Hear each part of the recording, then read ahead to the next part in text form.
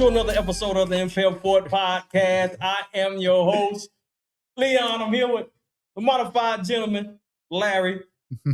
KP, I call him Pierre. I didn't know you was recording. Let's go. I didn't know. It's crazy. Trying to get me fired. I ain't trying to get you fired. That's why we can always cut. You know, that's what Set up, man. It'll always be your own. Always be your own. Hey, look. How was Martin Luther King Day? You were just talking about Martin Luther King. How was Martin Luther King Day for you? Martin Luther King. Hey, the one and only. Yeah, the one and only. More than a day off. More than a day off. Yeah. Look, I text y'all. I asked y'all. What I asked y'all was did the whites let y'all off? Hey, yo. Yo. What's going on, right? In rare form. Let's go. Came out Let's swinging. go. Swinging. No, Let's go. We how can was y'all talk Martin about Luther the King Day? white narcissists. Yeah. Yeah, the white narcissists let us off. It's no longer white supremacy because supremacy would imply that they're supreme there. Okay. Yeah. Okay. But how was your day, man? How was it? My day What did you do on Martin Luther King's birthday? I did what God did on the seventh day. Yeah. I figured. I rest. You rest. Okay. I rest. But I have an interesting Martin Luther King story that you shut me. That's why you started recording. Yeah. What is? Well, it's interesting. Like if you do not learn your history, if no one is around to teach you your history, there'll be some people that'll be around that'll teach you your history for you if you don't go learn it on your own. Mm-hmm. I worked, I was aged from age 19 to 25. I worked on the GNO Expressway. I don't give a shit. I call it. It's the Causeway. I used to work in maintenance. And I got the job through affirmative action. It really was. They were sued for racial discrimination. They had this black guy by the name of Al. He sued them. And I was young at the time, but I didn't know what I know now. But I remember they didn't mess with Al, you know, but Al sued the actual Causeway Commission because they were their hiring practices. They wouldn't hire black people. So I actually got my job because they were sued and it was under a decree that they had to meet a standard in hiring. Right. And so that was the case. So what you end up doing is I end up being the workplace Ruby Bridges. You know, we sending that right. Like what was those parents thinking sending Ruby Bridges to be educated, this little 6-year-old to be educated by its oppressor? And they're, you know, you got to have federal marshals, right? Like what kind of learning you gonna get? So, of course, all that. Yeah. You know, so I would be essentially like the Ruby Bridges, but the workplace Ruby Bridges, although not as great as Sacrifice. But when I was there, so obviously I was one of the only blacks in the maintenance department. There were other blacks, one or two other ones that were taking tolls, but I was in the maintenance department. It was predominantly ran by the good old boys. And for a long time, because I didn't know my history, those guys were the ones telling me. They were saying things like when it was Martin Luther King Day, it was like Happy James Earl Ray Day, you know, and I'll be like, okay, Happy James Earl Ray Day, man. And I didn't know. And then when they would tell me about Martin Luther King, if the name came up, they would be like, well, no, man, he was a whoremonger. You know, he was pillaging the church with money and he meant the black community no good. And because I didn't know, I was like, yeah, well, I guess, okay, you know, and so there's a whole bunch of things in there. But it wasn't until a good friend of mine, one of my best friends, he worked there that next summer, just over the summer program, and he witnessed them saying that James Earl, talking that Martin Luther King stuff, and he was like, and so we were driving home, and he brought up Martin Luther King. I said, man, Martin Luther King wasn't that. He was a womanizer. Oh, he was stealing money. He was doing this. And my best friend looked at me like, man, who told you that? Right. I was like, well, you know, boys at the shop told me that. He just tore into me, man, educating. At this point, I got furious. So now I get educated. And I was like, well, they say Happy James Earl Ray. He was like, man, do you know who James Earl Ray was? I was like, no. Right. He was like, that's who shot him. I said, wow. Hey, look, that really that's really something in your spirit, because you that's about the 8th time you done told that same story. I know it's the 8th time. I done gave away part of the book that I was gonna write.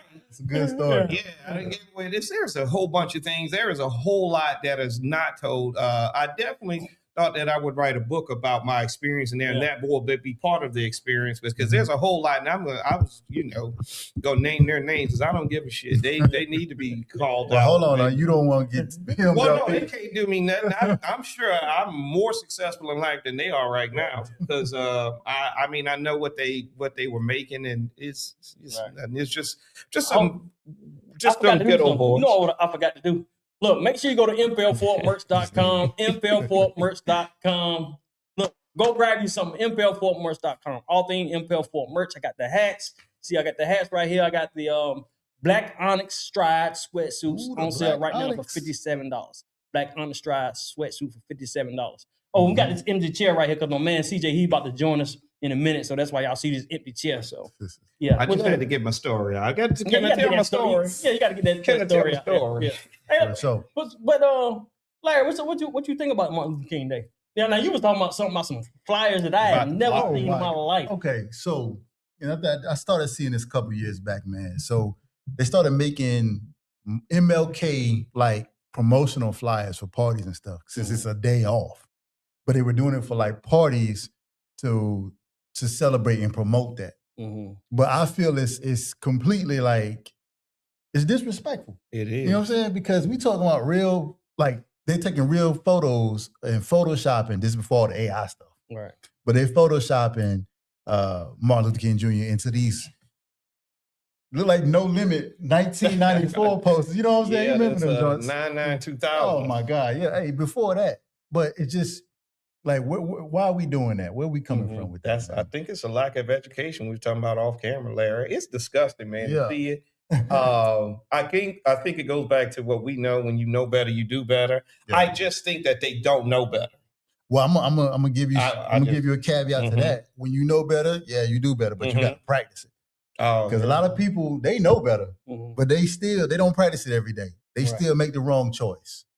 And I said something on a show the last time we talked about we play too much.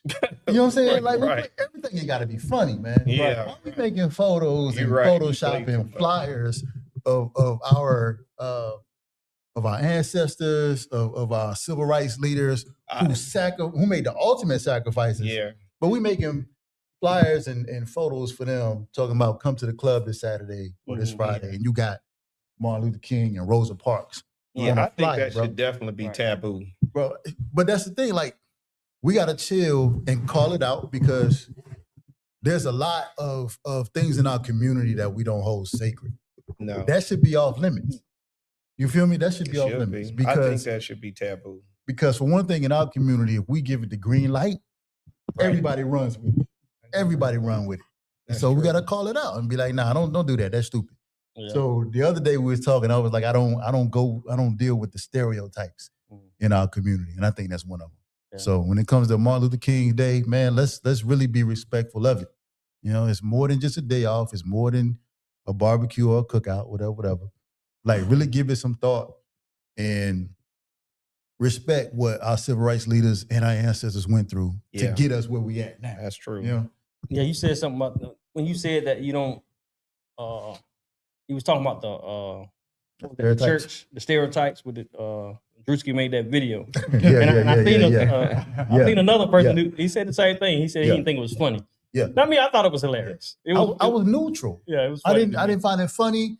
I didn't get offended. But I saw exactly where it was coming from. Right. You know what I'm saying? And the fact that he can even make that type of joke is a stereotype. The only thing he was missing was the smoke detector going off in the church. That's the only thing he was missing. Now you'll never see it go in church. It might be somebody's house. Hey, but that's the thing about the stereotype. Though. You just give it time. It'll make its way in. So, you ever feel like maybe sometimes that the stereotype bothers people because there's so much truth in it? Yeah. Oh yeah. Yeah. I'm gonna be honest. When I saw that, it's hilarious to me. And I take my my religion seriously. Okay. But I mean, he wasn't off. Exactly. He wasn't off. And we can't, I don't feel like I can be upset for somebody calling me out on something that I'm doing. Yeah, true. I don't have to like it, but I can't really be upset.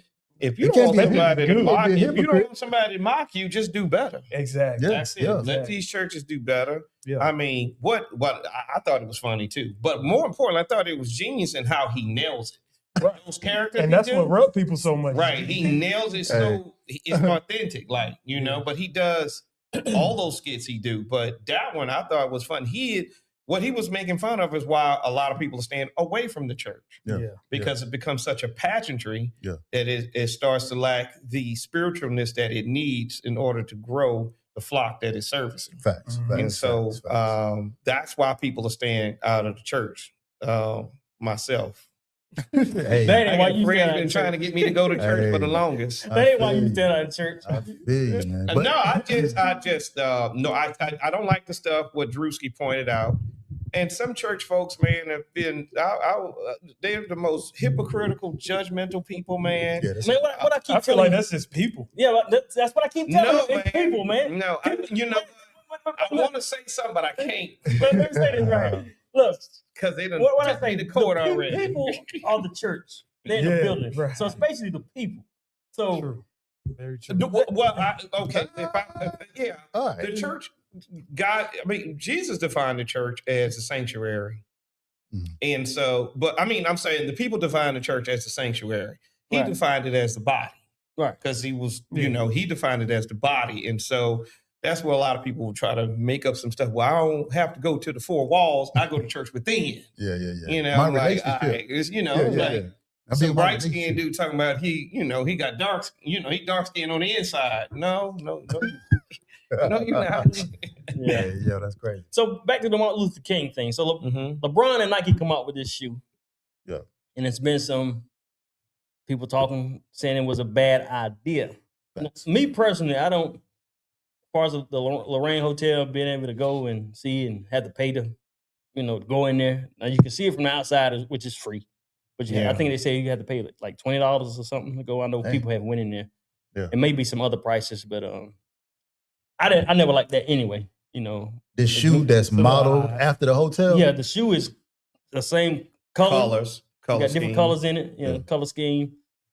I don't know if it's just named LeBron. I don't know if it might say something about King or something like that. Well, it would, but that can go with him.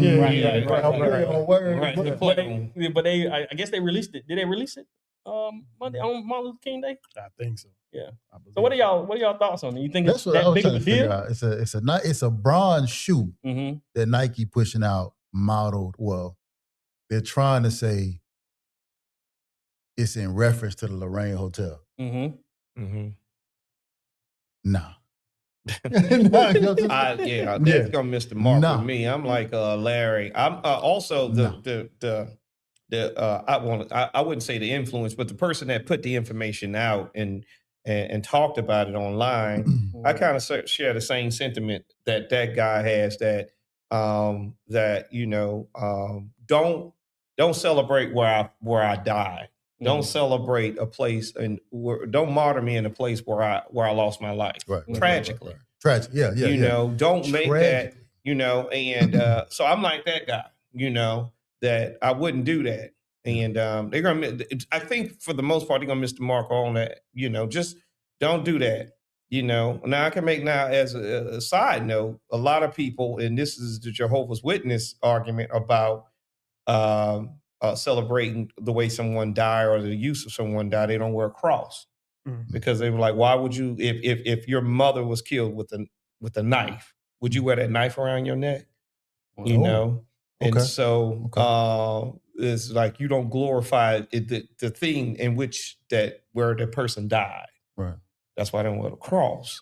Unless some people can check me in the chat on that, but I do remember that a good friend of mine bringing that to my attention. So I said that to say that with LeBron and Nike teaming up to do a shoe in the Lorraine Motel colors and scheme and with a play on words about the king, I don't know. I think I'm looking right here. It said Nike plans to release the shoe on February 24th, but it says Nike plans to release the shoe the Honor the King edition. It ain't gonna make it to February. It ain't gonna make it. So also with that being said, that could be a concept. Yeah. Yeah. Could be. And it could be a smart play on Nike's behalf by they just checking the temperature right now. Yeah. They might release a few, and then it'll become limited, special. Right. And then 10 years from now, it's gonna be $78,000. Oh yeah, the value gonna go. Yeah. 'Cause they should have did it. It could be just like he said. They testing it, see what happened. Because bad press is good press. There you go. You know, sometimes you just stir in the it pot. just creeps up. It's going to create controversy. Because other than that, they're releasing the shoe. It's just like any other shoe. These shoes is the same thing. I'm just talking about them flyers.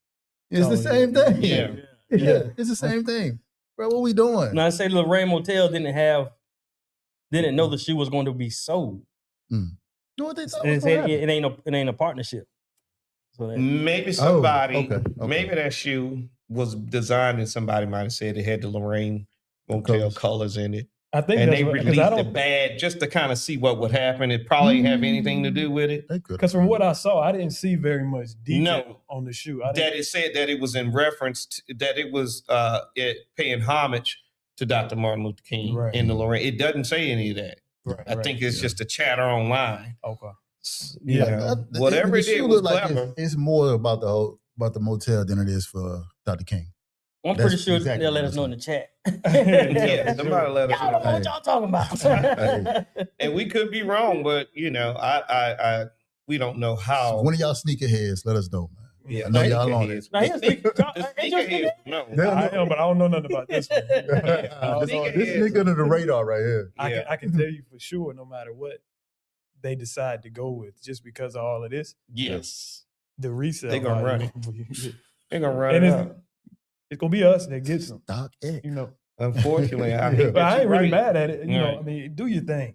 That's the way I look at it. No. Something like that. No, we gotta stop it, man. We gotta call it out. If that's the case. It may not be the but case. That's what I mean. Like, but if it's true, I mean, I look at it like this. Like, I don't look to Nike or any company to represent me. Facts. Yeah. So I feel like if I just like the shoe, it doesn't. To me, it's no different if I buy this MLK version Bron versus my favorite retro Jordan. If it's made by the same company that made the MLK shoe, you know, I'm kind of biting on what I believe in at that point.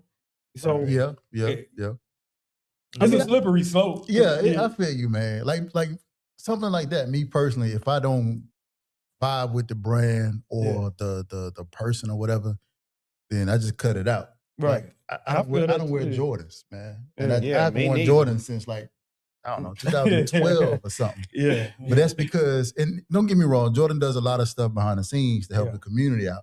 But there was a point where there was too much chaos in the Black community over his shoes. Absolutely. And he just let it fly. Like he never really came out and made a statement to try to do some crowd control. And from that point on, he didn't. Yeah. Only thing I heard a lot of people say that over the years, but even with that,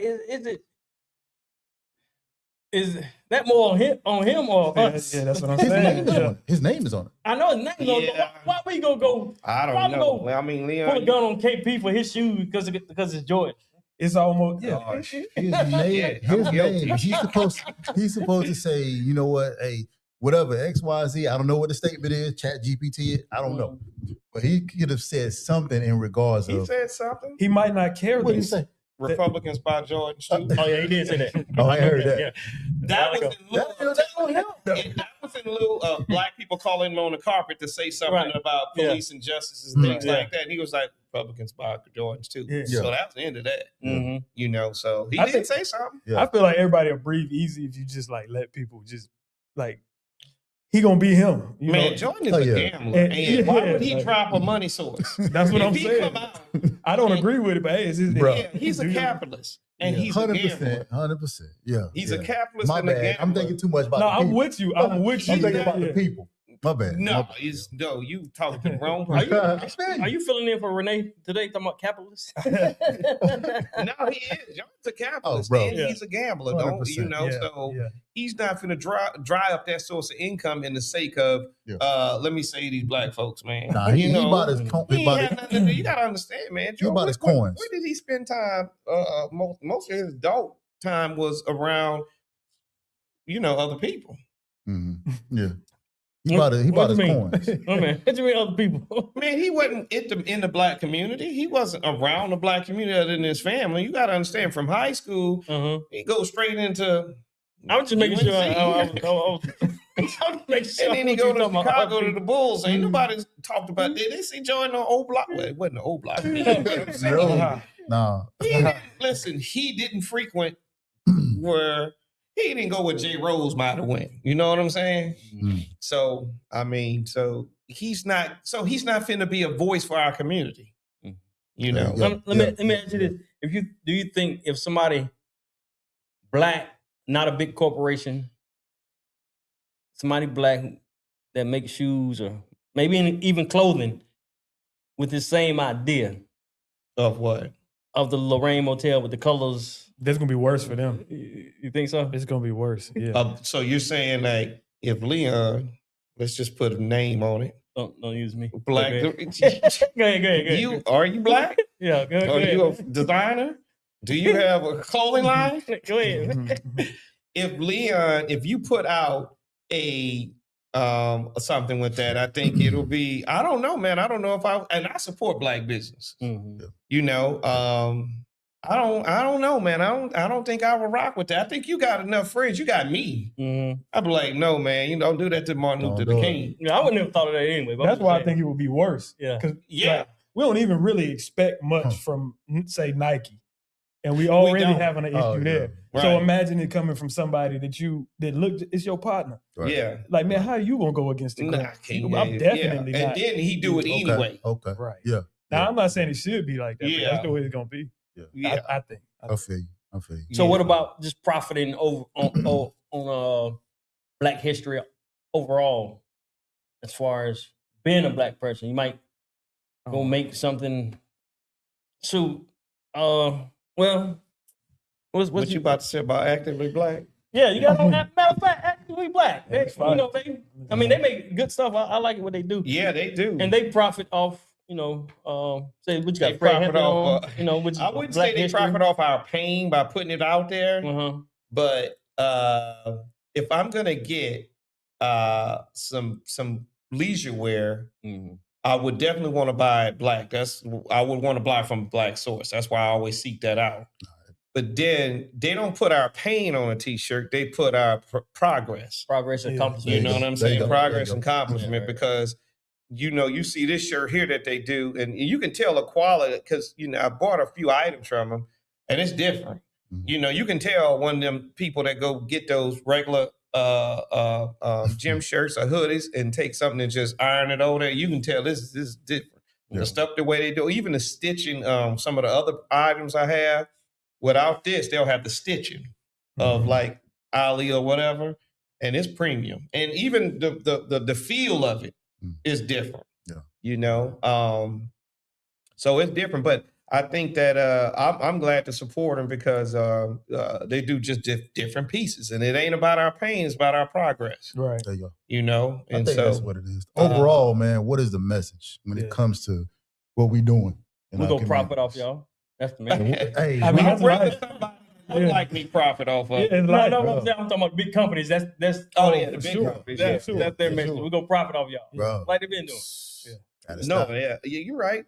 And it's not enough of us level-headed enough to not allow it to happen. I still see, Black people going in and out of Target. Yeah. Oh yeah, all the time. I ain't gonna lie, I love Target. Yeah. We can't see. This is what I'm talking about, people. Hey, I took a little break, but I do love some Target. break. Man, I can't. No, man, I can't go. But it's like, okay, we're bringing up the Target thing. Even though they had a strike on Target, everything else around us is still. Malcolm X said, not Malcolm X, Farrakhan. While I was watching the clip, I don't know if I sent it to y'all. No. And he was like, this is a white man's world. Yeah. So no matter if we stop over at Target, which was cool, I ain't had no debate about that, but somewhere else we're using something or in a store. We can't listen, man. Ain't no escaping it. We can't. We can't. We just not getting in the Because game. Let's be honest. We just not getting in the game. Our generation, our parents before us did better. I wouldn't say they did better than our grandparents, because our grandparents had land. Mm-hmm. Then our parents come and they could barely buy a house. Yeah. Now we come as a generation, not only can we buy houses, we can send our kids to college. So we just coming into the bag. Right. I mean, what do y'all think? As far as what? What we talking about? I mean, what I just said. You might keep us on track. I just said it. And I just gave you the point that everything is controlled and ran by white people. Yeah. Most whatever. We go spend with them because we're consumers, right? And we don't have our own. Yeah, we don't have our own because, like I said, we just got money. We just got the bag, man. Until we can get our own. And do we really got the bag? We got more to bag. Man, me and you always talk about powernomics, though. Yeah, it's funny that you bring that up. Yeah, bring up Dr. Claude. So it's funny you bring that up because I was thinking about that too. It was like community or family. I posed a question on Facebook about why can't Black families build together? And most people that commented, they thought I was talking about the Black family as a husband and wife. Mm-hmm. I was talking about family like you, your mama, your brother, your uncle. Like you see if you go to Morrisville, every single day, exactly. Entire families, yeah, okay, just doing it. And why can't we? Or you don't see it no more. Too many families building a business together, or staying in one house and making one come up. Struggle in our communities, but I see other communities doing it every day. Yeah, it's culture to them. It's 100%. Yeah, it's culture for them. You know how many Patels no other way they was gonna not do it. I almost feel like it goes back to what you had just brought up about how people will say, well, if I don't go to Target, somewhere down this line, I'm gonna spend money with that side anyway. Right. I think all of this kind of like we stuck right now because we don't want to like climb this mountain. We keep saying, "Oh, I would, but I could do it, but." Yeah, I think it's like working out. If you keep saying that, like, okay, I would change my diet, but I'm not ready to work out. Yeah. Right. Well, now you're doing nothing. You get no progress. I mean, maybe change your diet, and along the way, you can find some time to work out. Right. And I think that's what we have to do as well. We ain't gonna just wake up tomorrow and our communities are all building and in unison. True. But if we don't do anything and we just keep saying, well, you know how we are. One day, then that's how we gonna be. And the next 30 years, there's gonna be our kids up here talking about. Yeah, we need to build our own. Right. And it takes some uncomfortable conversations that people don't want to have. Man, you 1,000,000% correct about that. Nobody wants to have that conversation. Like, okay, what are you doing? Yeah, because now you just put the mirror up to them. Now you gotta spit it back, and you can't lie to that mirror. That's the truth, and people don't want that uncomfortableness. But what you get from it when you finally do it, it can't be met. You know what? Now, hold on. I'm gonna sum it up, man. What I think it is, and you're right. I feel you. That's part of it. But I think that the bigger part of it is. Excuse my language. Larry, you put your mic down.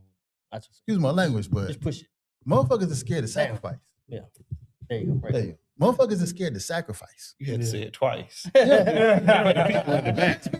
Like, if you can sacrifice a little bit of being uncomfortable, so we all can thrive as a whole.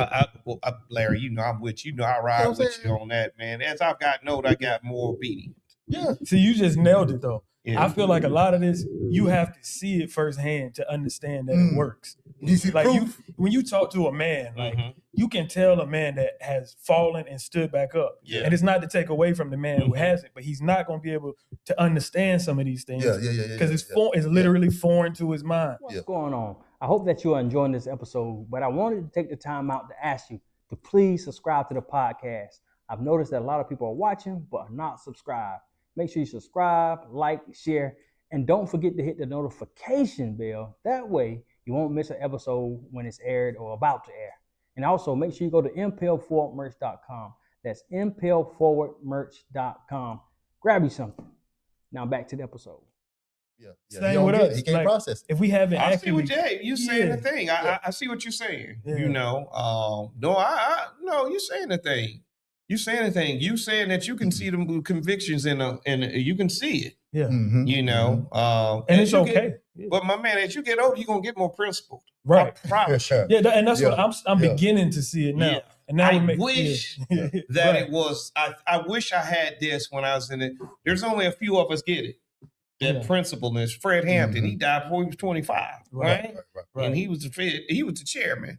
And so a lot of those guys, you know, they didn't get it. You know, Malcolm and Martin didn't make it to 39. Right. They didn't make it to their 40s. Right. You know, and I didn't grow up into my 40s. Yeah. You know? And so what I'm saying is Tupac died before Tupac was a revolutionist in his wording and how he moved. I could only imagine a 55-year-old Pac today. Right. You know what I mean? Right. Because he was so conscious then, before he was 25. Yeah. Okay, wait, can we touch this for a second? Because when you think about a lot of those stories, such as Pac, right? You think about the power behind some of these people, had they been given the opportunity to develop. Yes. And some of these people were older when they passed, but I feel as though they were just about to get started. Getting their prime. Like a Kobe, like a Prince, like a Michael Jackson. Yeah. Tupac. Yeah. All these people are, I mean, we kind of sweep it under the rug because things do happen. That's true. Right. But at some point, like this is starting to be a pattern. Yeah. It is a pattern. It is a pattern. Yeah. Michael Jackson and all them wasn't because you got to understand that Billie Holiday sung Strange Fruit. She had an FBI, COINTELPRO had a file on her and she died in the hospital because they wouldn't give her care. You know what I mean? From like all these people I can name before we get to Prince and Michael Jackson. And I think a lot of times we can get caught in maybe a name isn't as popular or such a household name that would demand that type of attention. But when you look at the power that you could, like a Nipsey Hussle, for instance, a lot of people didn't know Nipsey Hussle, but you could clearly see that if he got it together and could get the message out, he was going to be beyond. But those guys that are that young like that I'm impressed by that because I remember being that young and my impression of life was in a different direction. Sure. You couldn't talk to me about boycotting the Target. Facts. Right. Because at this point, you know, it ain't until we're 25, our prefrontal actually start developing. Yeah. Right. Until you're 25, you know, and so but for some of us, it might not be to 35. It's true. Me. It's a combination of it, man. It's a combination of all that. I think those things develop the more you around. Because Pac was around his stepdad, he was around his mom, and they were in the Black Panther Party. So his prefrontal, the reason why he was more developed or afraid, they're around it. And that's what they're breathing, and that's what they're learning. Yeah. And so that's why I think that's why they so far ahead of the game. Yeah. But less distractions than what's going on now. Yeah, because you couldn't tell me at 30 to be part of a boycott. Hell, I didn't want to be part of my church fasting but in the month of January. Hey, I'm telling you, I'm with you though. And that's why it's a combination of kind of what we all talking about, having some sacrifice, having the proof. That's when you got to have it's kind of like some blind faith. You got to believe in it so much that you're going to see it through. Whether you don't see any proof up front or whatever, you still got to believe in the movement. And trying to develop a plan for everybody to build as a whole. I mean, that's a tough sell for some people in our culture. It is. It is. I forgot who said this, but a lot of things I keep. The reason why you see that or feel that from me because it's one. I forgot who said this, but if everybody do a little, nobody has to do a lot. Oh my God, bro. You know, and so to me, that's my little. Yeah. You know, we not going to talk. Say less, right? Say less. Yeah, that's because I'm doing my little. Yeah, and them small games, it counts, right? And it counts. So when you start to learn those type of principles, and you start to learn the effects, and then you start to you start to see the effects financially with them and how it looks for them in the court of public opinion. Yeah. You feel like, okay, my little worked. Yeah. All that does is give you more confidence. So when the next one comes, that's why you had a lot of our civil rights workers and civil rights leaders. They had so much. They were so confident because they got to see this stuff work. But you got to remember, the SNCC, the Southern, the SNCC, all these young. They were young. They were 20. Right. You know. Hey, but they was all on the same page too. I think that's what really plays a part. They were all on the same. We too. I was having a conversation when I got at the barbershop today, and we was talking about how they back then, us as black people, we ain't really had no choice but to stick together. Yeah, I was build just about to touch on this. Facts. Yeah. Had Now, to. I guess even though it's gotten better, we don't have to depend on each other as much as they did back then. I think that's one of the That reasons has why a lot it's to so do with hard it. I believe to that. build together. You just and when you think like, all right, if we all sitting right here and we all got $20 Mm-hmm. and we trying to work towards something, we gonna probably be equally as empathetic to each other because we all got $20. All got $20. Right. So now I don't know. I didn't grow up back in these days, but it seems as though families were a little more like the wealth was more evenly distributed. It seems that way. I could be completely wrong, but now I think it becomes more difficult when you have a family that's already fine. They're living great. They're not as inclined to come back and help a struggling family versus two struggling families that are in the same boat with that same desperation. They're going to put their minds together and figure out a play. Mm-hmm. There's other two where one is in a moment of desperation, but the other one is just fine. That they're not gonna be equally yoked in that, in that situation. That family's high risk. Yeah. Why would I come out late at night? It's comfortable in my home. Yeah. Versus the person who is, I don't have heat in here. Why wouldn't I go out? And it's just right. How do you find that balance? And I think when you say wealth, they might have. You say they might have been equal in wealth or closer, or even if they didn't have anything. I think having family together was the wealth. Yeah, it could have been that. Yeah. So. It needs to be that is wealth. Right. The largeness of the families. We lost that. And even with that, wealth plays a part. Yeah. Because I think a lot of times those families were so tightly knit, they ain't have enough money to separate. So we under the same. Now, as soon as we 18, we going to college. Right. Yeah. We going to buy houses. You saying something? Just like people that are dating today, they can't afford to break up. Hey, bro. Saying, said a word right there. They can't afford to break up. Different. What's that African proverb? If you want to go fast, go now. If you want to go far, go together. Go together. Yeah. You want to go far, go together. Yeah, and part of us being in diaspora of African Americans, and one of the 7 pillars of Africana Studies framework is one of them is ways of knowing. And ways of knowing is how do we know to do what we did when nobody taught us? And I'm gonna tell you, I thought about this because of what you said about family being wealth. When Ron Coogler was making Wakanda, he went to Africa so that he can do some studying. And the one thing that he learned was he went into the neighborhoods. And when he got into the neighborhoods, he noticed that it looked like our neighborhoods. And he said that when you got there was nothing but people just out on the streets, in the yards, out in the houses. And, they took him to it. And he was like, he said, well, why are these people out in the yards like this? He said, because the bigger your family is, it shows you a sign of wealth, a sign of strength. Mm-hmm. And we don't know why in the hood you go by certain people's house, it's 10,000 people over there, family, everybody, people in the yard, people in the backyard, people in the front sitting on the cars. That's what ways of knowing. We don't know why we do that. Right. We just do it because of the Africana ways of knowing. Yeah. And I can dig that. Ryan said he learned that they do that. It's done over there.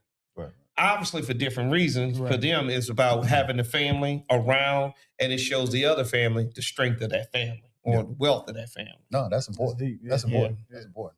I never really thought about over here. We did it for survival too, and just fellowship in general. Yeah. I'm with you. So that's a good segue. Fellowship. Mm-hmm. Okay. So I need all 3 of y'all to say yes, right? Just say yes. No, I can't do it. I can't do it. I can't do it. I'm not drinking no Kool-Aid. You don't do that. You ain't got no good setup, man. So look, I want to from stress to success, mastering money, time, health in 2026. I want y'all to, men, if you're listening or watching, Saturday, February 21st, first Sundays, men building up men to build up our families. That's February 21st. Okay. In Chapel Hill, North Carolina. That's tomorrow. Yes. Register. No, February February. 21st. Oh. February. That's the old kid. And sometimes that public school education comes out. Sometimes it comes out. I try to surprise it. But February 21st is on a Saturday. Men building up men from stress to success. We have Marlon Smith, Tony Jackson, and Dr. Michael Diamond. They will be speaking. It's a men's summit. Come out and join us. You can register at www.firstsundays12.com. That's www.firstsundays12.com. Go register now. Don't miss it.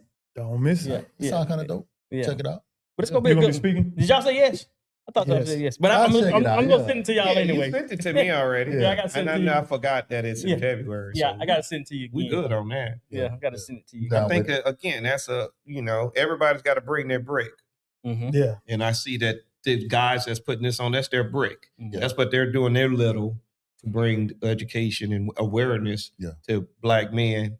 I'm always gonna be down for that. Again, when I was younger, you couldn't melt that stuff and pour it on me. You couldn't get nothing out of you man. couldn't. I wasn't interested. Yeah. You know, but as you get older, you like, you know what? I Go want to through be a in couple community things. with people that's like-minded. Yeah. Right. It make a big difference. Yeah, but you just wish we'd have got this at 25. Mm-hmm. I wouldn't have been ready for it. Hey. Right. Like you said, I needed it at 25 too. I was fresh home. I needed it right then. Right Hey, then. it just takes stronger fathers, man. You know what I'm saying? Just talk to their sons, get them on the same page. Yeah. So speaking of, we talking. I guess we talking black and white. Y'all seen the clip about I forgot that interviewer name. It was a pro NFL player. He retired. Yeah. Black interviewer was talking to the black guy. Kevin something. Yeah. And He that- asked him why you talk like that. Yeah, that was And the guy Jesse said, like, what? Peterson. Right. Jesse Peterson is Yeah. the interviewer. Yeah. He always be Man, He told the black guy he talks white. yeah. Right. Yeah, because The guy was you speak confused. so well. Yeah, you speak so well. Like, so what does that come from when we label black people just speaking white? Like, you Oh, talk well, white. please allow me to elaborate it. Why do we do that? It's Because real. we've been we always ask the why on that, but we know the reason. We've been colonized, we've been hoodwinked, we've been told that is a higher standard that they can only obtain or achieve, when really and truly, no, it's a higher standard and a higher level for all humans. You know, and it shouldn't be attributed to them as that's the stable of success, or that's how you're supposed to sound. Yeah. You know, It's worse. It's worse when we do it to each other. it's so much worse. Yeah, But right. Jesse Lee Peter, I mean, I wouldn't go on that dude platform. It would take the It's a act of setup. Congress to keep me from breaking his jaw. It's a Like, setup. he already talked like he got 22 chromosomes, and so it's like, why is he? You know what I mean? It's like, some test him. You know, slow. Yeah. He's asking him, "You sound so great." Boy, you do not. What's the interviewer name? Jesse Lee Patterson. Jesse Lee Patterson or Peterson, Yeah, something like Peterson that. or Patterson. Let me look at that. Oh, man, I don't do this, Don't go man. Ruckus. Yeah, man. No, he's a real life, and I've seen a lot of clips with him in it, man, and just listening to him, just the way he talk. Yeah. You know, I wish somebody would play it back on him, because he aspired to be white. He loves the white culture, and the reason why he's platform is because he's talking about us. Yeah. And he has our skin. Right. And so they're gonna the grift is real. He carrying water for them. J.B. Lee Peterson. Yeah. Uh-huh. He carrying water for them. Oh, I know who that is. You know what I'm talking about? Peterson. Listen to the way he Yeah, talk. yeah. Right. I thought he was just a troll. I didn't know he was. He is a troll too, but He a troll, but he's platform. Yeah, and they Yeah, you know. But what Leon's talking about is a real issue in our community. Now, You know like, what I'm both of y'all work for corporate. How do y'all feel that pressure of talking different? Code switching? Code switching? I think that's a little different. That's Yeah. different. No, that's what I'm saying. Well, I ain't talking about code switch. I'm just I talking. got offended. Yeah. Code switch. Code, I ain't talking about code- We both Hold dropped the on. bag at the same time. We was ready Hold to on. scrap. I ain't talking about code switch. I'm just talking about talking switching up a little Sound different. like proper. I will say Yeah, this. proper. I will say this. And it's for my man here too. When I was younger, I had that go along to get along tone. And it was before it was called code switching. Yeah. Do I code switch today? I just enunciate and pronounce my words like I'm supposed to. Okay. And I wear my blackness and I say whatever I want. That's because I'm 51. But at 40, I still was a little hesitant to be my full self. Now, I'm not my true full self because they would fire me. But so, I mean, that's just the truth. I mean, if we are our full self, they couldn't stomach that. Yeah, we ain't supposed to be know, because now does the position of your job also play a part in that? Like, I'm a leader. That's what I'm saying. So I'm in leadership, so I have to have a certain decorum, right. And I have to have a certain standard, but not how bright, not like I'm better, but I have to, I'm in leadership, so I have to move a certain way. Yeah. And although I still carry my blackness with me, I still talk like I got sense, and so that's the best I can say. Is there some code switching in there? Yeah, because I have to think through my words. I feel you. I have to think through my words all the time because I'll say slang or I might say some stuff from back home versus what we've picked some pronunciations that we have now. And I have to think through my words. No, I so I don't know if Larry have to do that, but I definitely have to think through. I mean, and I have slipped up a couple times on a team's meeting. Man, that shit what? And I said, how many bands that cost? Right. How What you mean? Right. Again. Yeah, hey, but I mean, it's a lot of things we got to navigate. You know what I'm saying? It's weird. We kind of do it to make them feel a little more comfortable. We do a lot to make them. Yeah, it ain't for us. We do. We're just natural. Because, I mean, Larry, you said something there, man. That's what I was doing. Because I figured out a long time ago that if you could make them feel comfortable, man, and you could appear to be non-threatening, you can write your salary. You know what I'm saying? That's the game. I'm telling you, man. Yeah. You appear non-threatening and you appear like you are a team player.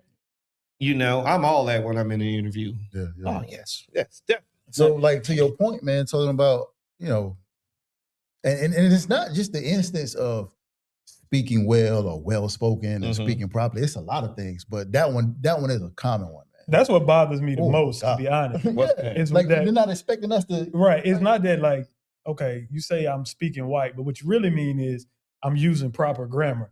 Facts. And I don't understand why that is purely associated with a certain race. Yeah. Now, if anybody that's been around me, like I can switch and I don't consider it, I don't know what code switching is. I guess that's a little bit of an older term. I'm just saying, but so I live like, man, we old, man. I know. I feel like I do agree with you 1,000% with the being trying to make someone else feel comfortable thing. Bro. So, because it'll still happen sometimes now. Like one thing in particular, like if somebody walk by and they'll hit me with like one of those, that's not me, but it'll happen so fast that I do it out of just pure reaction. And that's, you know what I mean? Somebody. No, I'm telling you, the stuff y'all talking about that, all that, with that, somebody's got a case of the Mondays.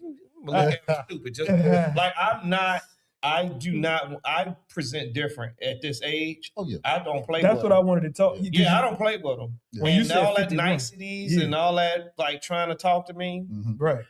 you can project enough negative energy, they'll stay away from you. Yeah. And that's what I do. But I think also when they sense the authenticity, they drawn to it. Yeah, Man, you know why you so right? And they try because to the more I talk crazy, back on you. They the love more you I more, talk right? crazy in the leadership meetings, Yeah. the more they love it. It's because Yeah, hey. I mean, Oh, man, my God. once you So like, that means you can't hold back no more. No, so what I'm saying is, what I'm saying is this: if there's anybody listening to this that actually work with me, they know, especially in meetings today, I'm the black dude in the meeting that say what everybody's thinking. right. And so leadership always, when they call on me to maybe talk about whatever programs about the institute, or how do you read this KPI, or how can we get this down, and I just go off telling how it is. Yeah. And they think it's funny. They think it's funny that I say, because as soon as I'm going to be like, oh, Lord, Pierre about to talk. Yeah. And they look forward to it. And then when I finish, because I always educate, I'll throw in some Black history when I'm doing something. Right. All the time. I always do it. I always slip it in. And see, that's you being you. Yeah. And that's what I think is like just so important. Yeah, I slip it in all the time. I talk about it all the time. One time it was something being shown, and it was some hieroglyphs in Egypt and stuff like that. And they were like, "Well, what do you think of?" I think they was asking like, "What do you see when you're doing it?" I'll say, "Well, this is clearly obvious. This is Meta-Netra." And I'm telling them what it is. And I say, well, before the Greeks changed the name to what y'all call Egypt, but it was called Kemet. Kemet. And that was like before the Greeks changed the name. And they'll be like, Pierre, you never. And some of the Black people, it's like, boy, you will never let us down. That's texture. That's texture because they not listen, man. It's like you was describing that your clothing, how you can get one and it look good, put it on. It's just different texture. It's just different. You can't like duplicate that. You lived that texture. Right. That's why you're able to. That's why get it across. Because people always ask, and they were like, "How you have it on already?" So imagine how much. Because I live it. Yeah, I live it. I live it. It's on already. Even when we're doing these podcasts, I'll go into a story. Y'all trigger something, I'll go into a story about something. And imagine how much gets left out of it, like how much beautiful stuff get left out the universe because people suppress it. Like you said, trying to make something or someone comfortable. Yeah. It's so many. I don't. Right. Yeah. And it's working. I ain't there yet, man. You'll get there. I'm getting there. I'll get there. And it's not a listen, man. It's not for the faint of heart to be this way. Because but man, he nailed it because I live it. Mm-hmm. Right. So it's easy. It comes off, but then it's professional the way I do it. Because the tone does not. It's not in that angry tone that they was expect. Yeah. It be just it's kind of like somebody they don't even know they in it. They don't even know it's happening. It's like being in Disney World with your wife and your kids, and somebody pass by and call your wife the B word. You gonna keep walking till you be like, wait, did they just? Because you don't expect that in Disney World. While you with your family, they with their family, and then somebody you get up a few steps and like, wait, did they just call my? What? That's me. I'm the Disney World call. You know what I mean? I'm slipping it in. I agree with all that. And plus, I hear people say, I've even had people say a lot frequently, like, you don't even talk like that. Like, how can you tell me how I talk? Maybe I didn't talk like that when you met me 2 years ago because I haven't experienced some of the things and I don't mean just going through things. No, I'll take a trip to the West Coast to go to San Diego. It's something about certain cultures that just stick. Yeah. And if I like it, why wouldn't I incorporate that into my everyday dialect? No. I'm just adding pieces. That's all it is. But people would tell you that quick, like, that ain't you. Or, no, that's not who you think I am. And maybe that's not who you remember and who I was. But now I am.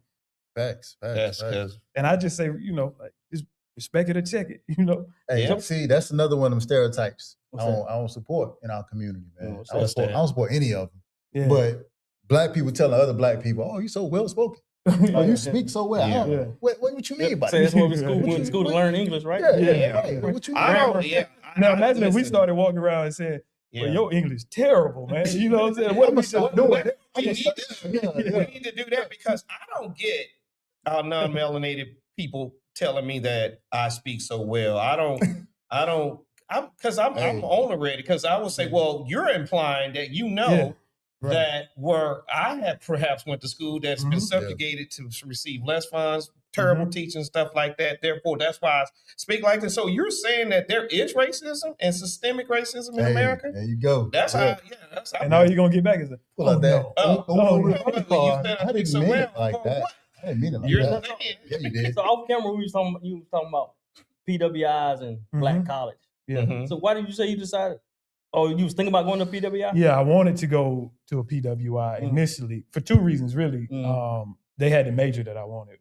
And then also, I just wanted a different experience because elementary school was a little different, but middle and high school, it was always, you'd be lucky to find 2 or 3 non-Black, which is cool. I love it. But I knew that back to texture, I can't get all the texture if I'm just pulling from one fabric. Mm. But I allowed, and it was me too, people to talk me out of the major because it was too niche.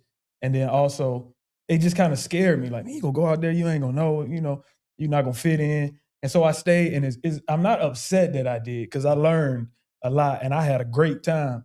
But I do there are times that I wish I had still gotten that aspect and that side of the education as well. Over to the PWI? Over to the PWI. I will tell you For y'all this. who don't know what PWI is. All right. Predominantly white institute. Yeah, I will tell you this. I don't know your age, but I will tell you, you're going to be thankful that you went. You're going to be thankful that you went to a HBCU, because when you get older, a 40 or above, you're going to be happy that you went. Oh, and I won't be clear. Like I am happy. No. I'm talking about this thing about maybe the PWI. The earlier you get, the more experiences that you're going to get in life, the more you're going to be so far removed from that feeling of, man, I wonder what it could have been like if I'd have went. No, it was exactly what it was like, because this is who I am today as a result of going to this HBCU. Because you work in corporate America? Oh, okay. I did for a little while, but no more. Okay. Well, you went to a PWI. So that was it. Yeah. What does that say about the people who did go to a PWI? The black people? I think more of them. It's a different the ones that are on this side, it is. The ones that have crossed over into their blackness, they all say that they wish they had went to an HBCU. That's why I'm telling you. I got to do a poll on that one, because I know a few people who went to PWI. It's a different experience. I know that's why I'm not saying that you shouldn't go, but I'm saying if you go to a PWI for grad school, and that's what I was just thinking. That's probably you can go for grad school because you already have that foundation. Yeah. Mm-hmm. You already have your foundation, and you're not showing up at their school feeling less than. You're not showing up at their school trying to figure out who you are. You know who you is. Yeah. And if you don't, that's where you find yourself. That's the beauty in it. Yeah, but don't be like Remy and Higher Learning, going from place to place trying to find you. End up on a roof shooting somebody. Hey, yo.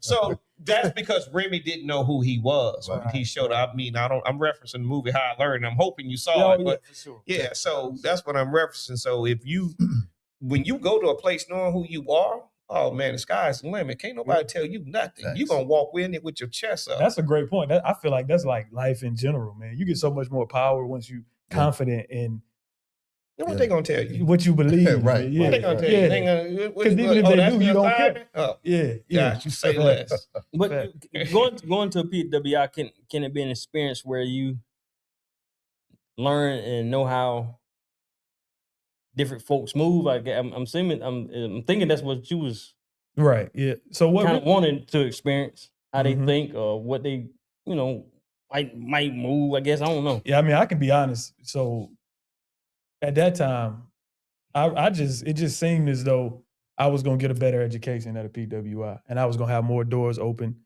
and more connections. That's just what was kind of instilled. I feel you, man. I hear that a lot. Yeah, I feel you. I hear that a lot with I had this conversation. I don't agree with about that, my by the son way, but I did like a couple of weeks ago. I'm glad you don't.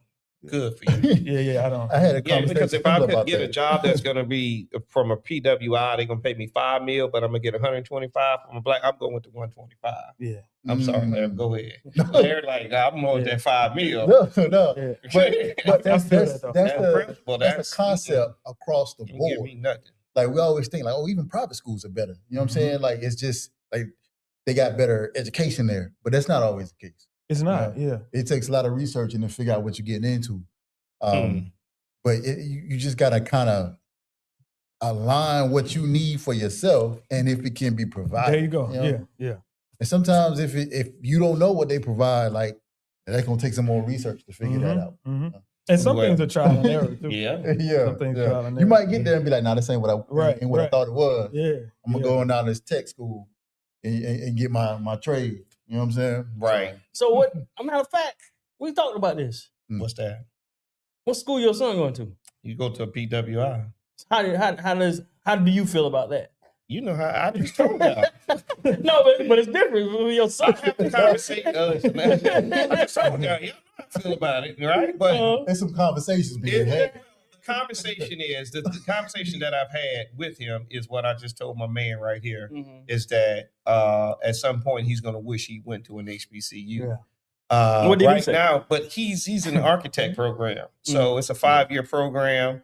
The closest thing, A&T, they have their engineering program. They have the different stuff, like they have different parts of the program offered there, but that's where he goes. Obviously that was his decision, wasn't my decision. But I don't want to be the parent, at the table when they're assigning day and the hat's on there and they choose the hat I don't want. I get up and storm them off. Walk off? Yeah, no, I'm not that Don't be that one, dog. He chose La Tech. I'm right with him. That's what we doing. Yeah, I'm not. And that was another thing too. And I still think it's something to consider. Yeah. Sometimes, resources and opportunities are just different. Yeah, it's a big part, man. Oh no, Yeah. make no mistake about it. And that can go even different. earlier than college. It's different. Just like just schooling in general. All HBCUs, it's no different than going to a black-owned restaurant. It's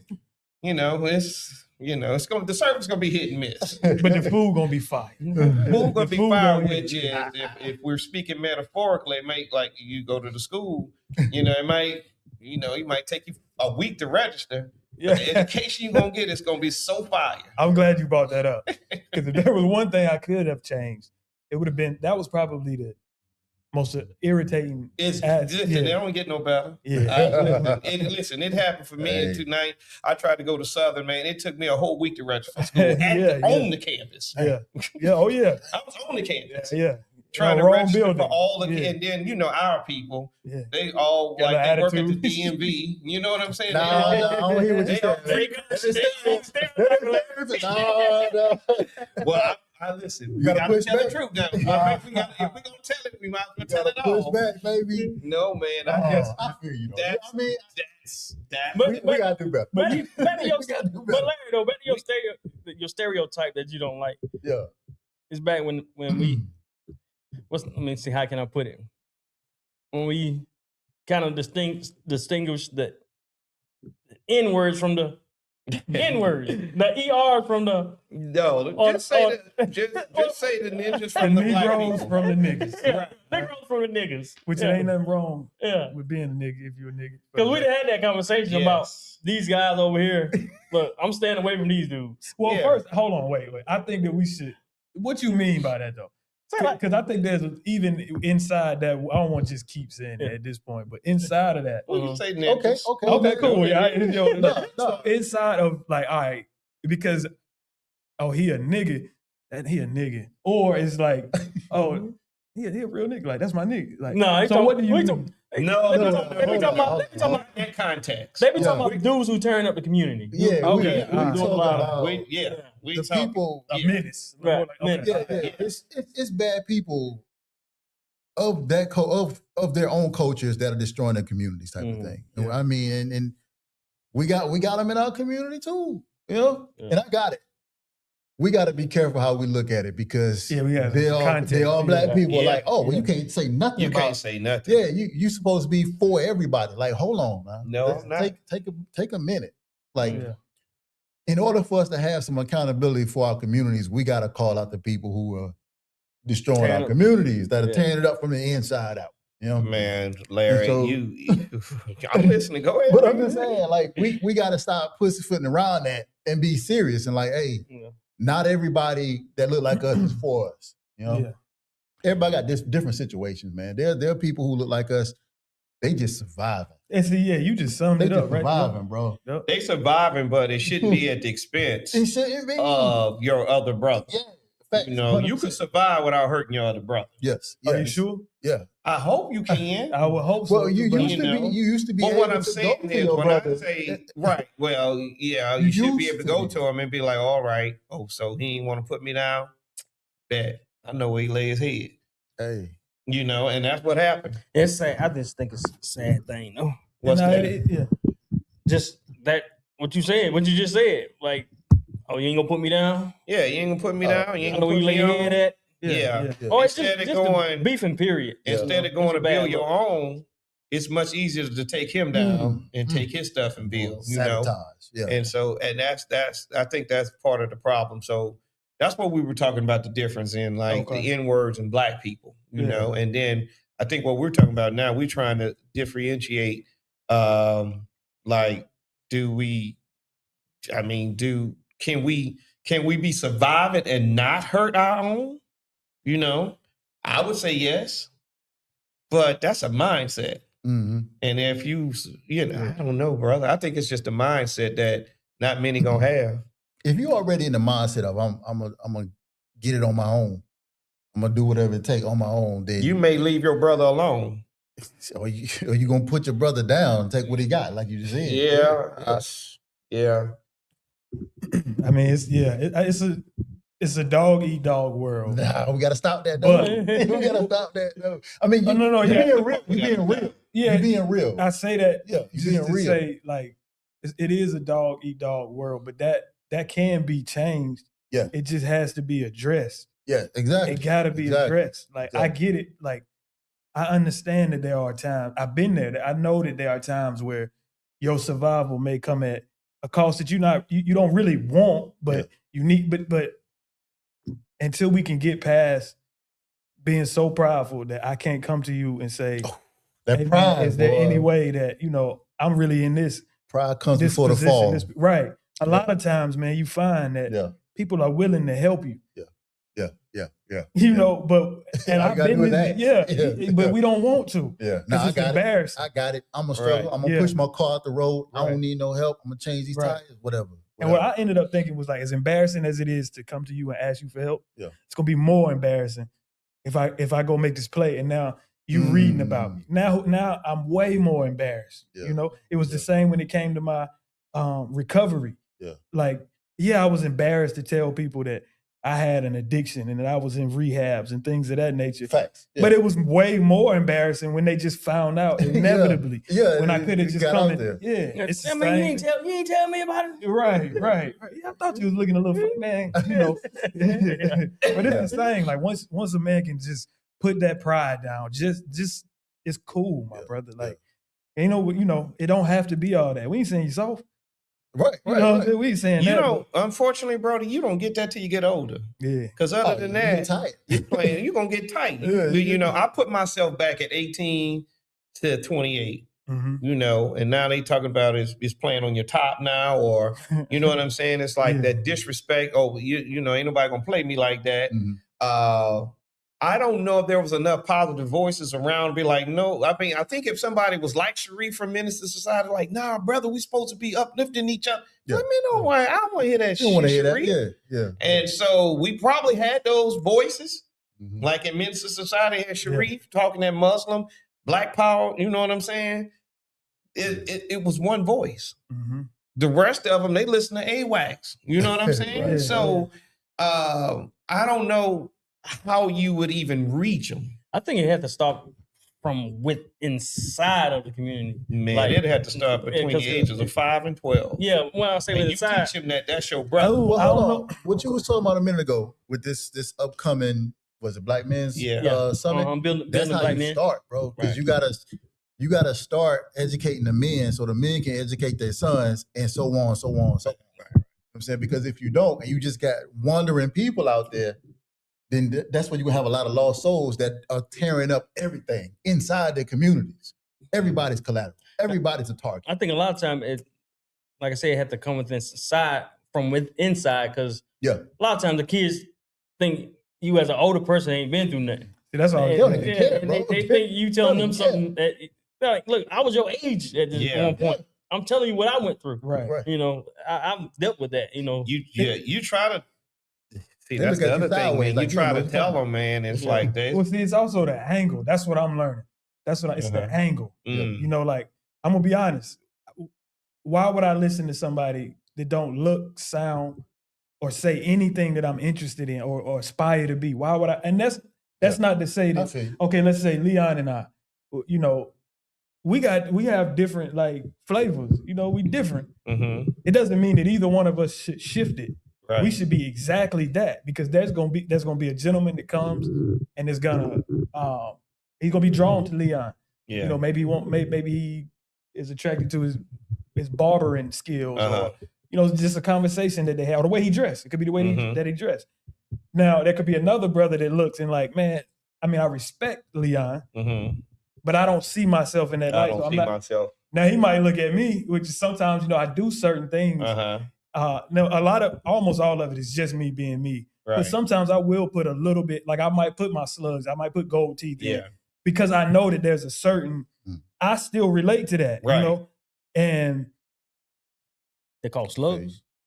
or bottom grill. slugs, Oh, okay. grills. Okay. But I just know the impact that it has when you come across someone that look like you, that you really look up to, and they telling you what you need to hear, because it happened to me. I feel you. You know, I feel you.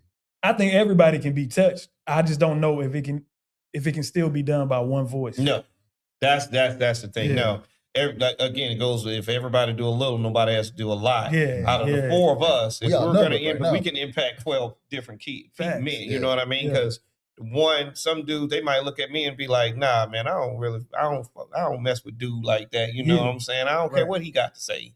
And then there might be another one that's be like, no, let me hear what he got to say. You know what I'm saying? So that person up under my wing.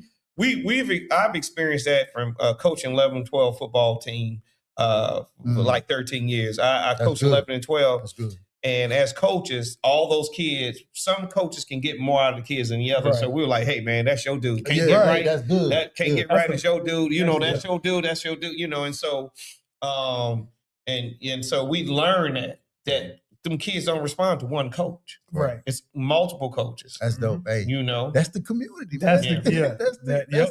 That's Yeah. what it is. So And I think sometimes it does take a singular voice I don't want to say to set the begin it. tone. The singular Yeah, voice is the moral compass. All right, this is our North Star, Mhm. and then you have all the others that's everybody else helping. enforces it. Right. Yeah, they're enforcing it. Like this, is how we get to the North Star Facts. through their vernacular in which they speak to that to that person, Correct, yeah. and then this person off this I always wing. say, You know, Hey, the issue is, and one of the issues in the Black community is that we don't have a common goal, man.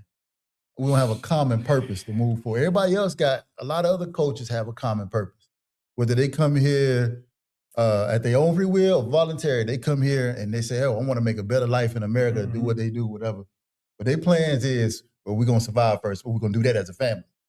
And whether they stay in the house and the kids never move out, they just keep adding on to the house and they own their house, or they go buy another house, they go buy another business. Like they keep doing that within their community. They build their families into their communities type of thing. But for us, man, we it lost just that. right. It was We lost it. Because we don't see Because it. after it was taken away from us, and then we were conditioned that we didn't need it. Yeah. Like we were told we didn't need it. And then You can do it by yourself. You was told at 18, you getting the That's a hell good up out of my house. point. Yeah. We was told at 18, you getting the hell. We had to hear that ever since we could understand it. It's also the At parents. 18, you getting the hell up out of here. Mhm. It's not always the parents, because there's some. I didn't hear it. I might have heard it early on Mhm. from mine, but then after a while, I didn't hear it because I didn't leave my mama's house till I was 25. Yeah. Well, I'm talking about as far as how kids grow up now. We always say now, but we was bad back then too. Yeah, So y'all we always. Especially you. That's you. So it's Yeah, we were bad, but we wasn't We disrespectful. wasn't tearing up the community like that. That I don't know. Yeah, Oh, no. when Hey. when we saw Miss Williams, we didn't serve. We about to make a play. You know what I'm Yeah, saying? yeah. We ain't finna do that in front of her. I don't We know. gonna go around the block, make that It play. was a few. It was a few. Well, that was you, man. I ain't talking about me. I ain't talking about me. You But, taking hey, that for me. The point is, man, we can fix the stereotypes in our communities, man. Yeah. Like where we teamwork, unity. Half of us trying to fix it, other half is tearing it down. We can fix all that. We can fix it. We just got to go to the same page. And we just You know gotta what be I'm consistent, man. Yeah. It's just consistent. I think that's what more is consistency. Yeah, it don't have to Keep be doing it. like these amazing Gotta get out- gains. gotta get out of Just survival small, mode. incremental. Yeah. Just keep doing it. Yeah. It worked for everything. Yeah. If you can, like anything you can think about you working on, Yeah. that is the recipe right there. I don't care if you're working out, if you're making music, if you're doing just keep doing something. Just do it over and over, and you're not gonna pay attention to it, and you're gonna look up, and you taking off. Right. Moonwalking now. Yeah. So You when got repetition breathe. becomes practice, Mhm. yeah. I feel you. What's going on? I hope that you are enjoying this episode, but I wanted to take the time out to ask you to please subscribe to the podcast. I've noticed that a lot of people are watching but are not subscribed. Make sure you subscribe, like, share, and don't forget to hit the notification bell. That way, you won't miss an episode when it's aired or about to air. And also, make sure you go to impelforwardmerch.com. That's impelforwardmerch.com. Grab you something. Now back to the episode. So what do y'all think about? Well, I already know what y'all gonna think about. The young kid, a father, took the Nintendo Switch from his son. Oh yeah, shot him. I saw that case. 11-year-old in Pennsylvania.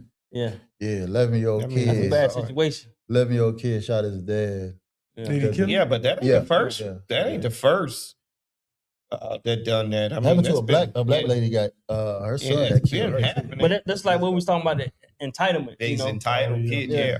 That's it's the generation. 11-year-old, we're responsible for that generation. You know right from wrong. Mm-hmm. Yeah. You know, like what you doing. Like, you know not to go take somebody's life. My thing is where did he get the gun from? Right. Was it the father's? Yeah, that's when I read the story, that's what it was. It was the father. So okay. And this was the weird part about the details, right?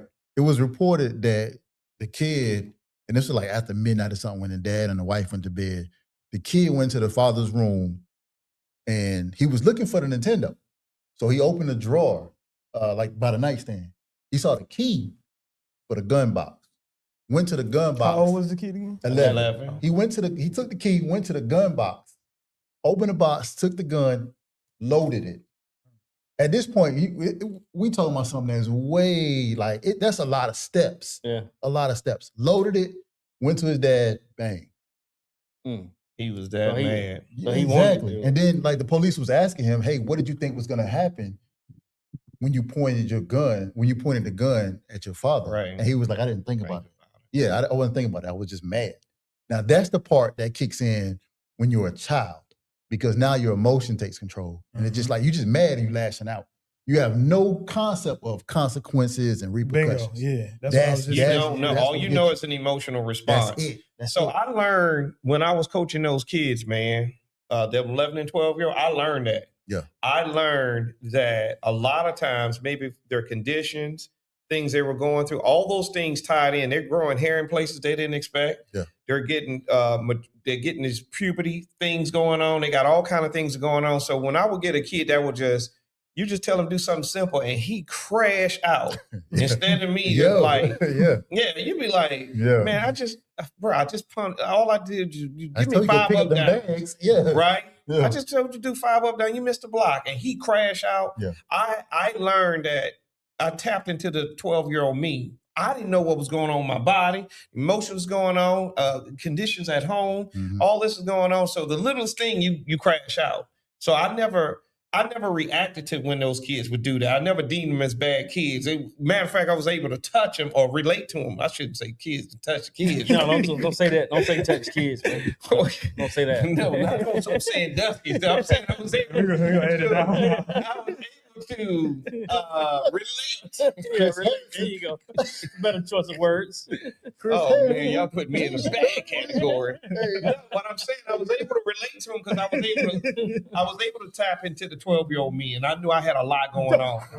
You know, I feel you. Just I feel you. So this is Chris Hansen. Tell me more about Chris Hansen, how to catch a predator.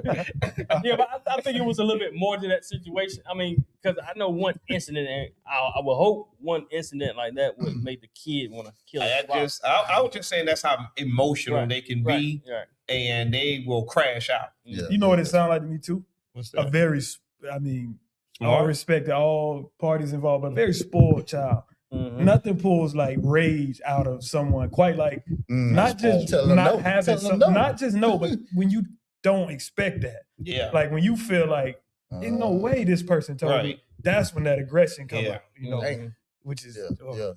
Man, but that's another part of the feeling entitled. Like I'm supposed to have this. Yeah. And you don't. It also falls apart of the parent because to have that type of reaction, like that just didn't happen one time. That's what I'm saying. Yeah. It got to be more than that. Yeah. Because there's too many steps that he did for that incident to happen. Yeah. You know what I'm saying? And for him to feel even comfortable enough to go look for the video game, man, I know the times are way different. Correct. I wish I might have went looking at my mama closet or something like that. Boy, you admission your head. I guess that's one of those things where, you know, Kids are gonna find the guns, man. Well, you know how many times I find my... Listen, it ain't about even finding the gun. What I'm about to say is he, like Larry said, he got the key. no, He went and put it in. So, you know, a lot of times now we teach kids how to shoot guns and how to, you know, how to load it and all that. Rackets and everything. Yeah, I know you should. Yeah, what I'm saying. You should. That's what I'm saying. But sometimes like that situation, that might get... It's two parts to that. And the first part is, yes, teaching them like firearms training, weapons, stuff like that. I teach my 15-year-old that. I've been doing that since he was 13. But however, it still comes to the mental aspect because you can't give them all the responsibility with no accountability. Right. You know what I'm saying? That's like giving your child the keys to the car so they got their license, but they ain't that good at driving. But you said, have a good day, and you just turn them loose. Yeah. You can't really do that. You still got to drive with them a little bit till you feel comfortable. And so it's responsibility on the parent of assessing their child. I agree. And just knowing like, okay, where they stand at, where their comfort level at, where their discomfort is, things like that. But in a situation like that, like the dad probably didn't expect none of that to happen. It depends on how he treated the child also. We don't know that part. He probably there's a lot of unknowns in there. Yeah. So, I just thought it was tragic, man. I was reading, I was like, man, this is crazy. Same thing happened with a case a couple years ago. There was a black woman. I think she took her son's PlayStation or something like that. And he went and got her gun and he shot her. I've seen this story. Type of stuff. I've seen this story. I've seen where they tear up the whole damn house. Yeah, that too. I've seen it. You know. Yeah. You know, you just can't be the type of parent, man, that is, I just want to please my child. Oh yeah. You know what I'm saying? You gotta be creating a demon. You gotta be firm, but not be like it's tough. You gotta find a balance. It's a balance. Yeah, you gotta find a balance. And I hate to say it, being a parent. I feel like this is also why dual parent homes are important, man. Yeah. Because it helps with that balance. It's not one person trying to balance out two different sides. You're never gonna. I'm gonna always agree on a nuclear family. Type of. That's the most winning strategy. You're right. Nothing. It's wrong. not concrete, but percentage wise, those kids or that child has a better percentage because they're in a nuclear family of being more of a, I would say, not a model citizen, but better outcome. Yeah. You know, I don't know, man. I've seen it all, man. No, that's why I say percentage. That's why percentage. It ain't absolute. Yeah, I've seen one good parent households be better than two parents. Sure. Yeah.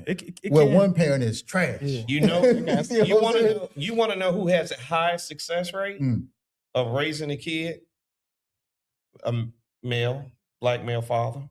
Has the highest success statistics rate. Are up there. I don't know them exactly, but yeah. Think about it. As far as what, single? Yeah, single.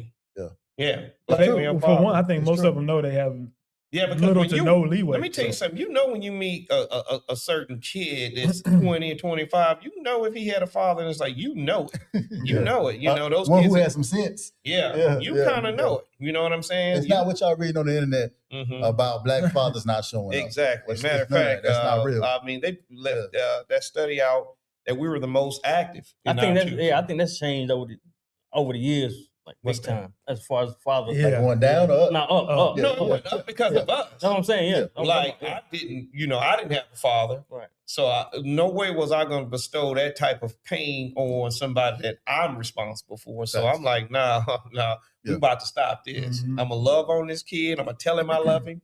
You know, and if whatever I got to do, that's what I'm gonna do. He knows it. And no matter what school you go to, I'm gonna love you. Dude. I mean, that's God working with me. That's God working with me, man. You know, even the Klansmen with those black grandbabies. God working with them too. You know? Yeah. So it's just I feel you though. Like in certain areas like that, man. if you look at it on the surface level, I mean, we think, oh man, this kid's entitled. But for that to go down like that, but I think the kid just didn't even have a chance to like understand what was really going on around him. Because like a reaction like that is crazy. Like that reaction is so much more than the situation. You know what I'm saying? Like it's the kid was off in some other type of. So didn't you interject this thing that this kid Brock got off of about 15 years ago, affluenza. What's that? Affluenza is a term that they use on an adolescent not knowing any better. They don't know right from wrong. Right, what do you do? Ran over, he hit some. I think he got drunk and killed somebody or something like that. Your name sounds familiar. Yeah, it was Brock. Oh God, man, was he athlete? Years. No. It was a non-melanated kid, man. He did something, and they come from a prominent family. It was Brock. I forget. Say no more. Right, he came from a prominent family, so when he went before the court system, they interject that they word. They went to bat for him. The court went to bat for him. Yeah, basically. And they say he suffered from affluenza, which is he don't know right from wrong because he's so privileged. You know, that's crazy. And they use that as an argument. That's wild, right? Bro. Because he comes from a well-to-do family, so he don't know right from wrong. Shit, that's crazy, bro. That's infuriating for real. It is because others are not allowed to say that. You know, no, it's not, man. I'm too broke. Man. Right. I ain't gonna lie to you, man. That's I tough one. I can't give my kids all types of riches and stuff like that, but I'm trying my best to get them some common sense. Right. Yeah. You know what I'm saying? This dude. What it say? Is that Siri? Oh well. Couch. I thought he just said it. Flu. He said I did. Put it to the mic. He said affluenza for real. It's a real thing. No, it's a real thing. Yeah. Affluenza is a term that describes the negative impact of extreme wealth and the excessive lifestyle that it can lead to. It also refer to an unhealthy obsession with material wealth and possessions. The term, You know what that do? That takes all the responsibility off the parent. Yeah. That's what it is. And it puts the responsibility on the lifestyle, not the parenting.